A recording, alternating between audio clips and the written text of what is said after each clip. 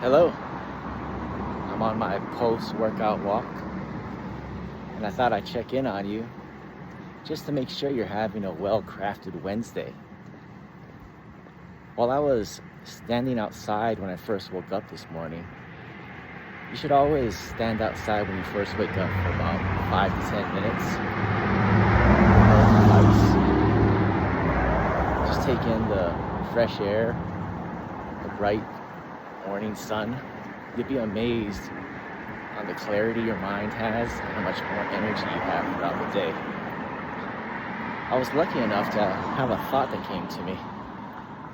Some birds are taught to fly.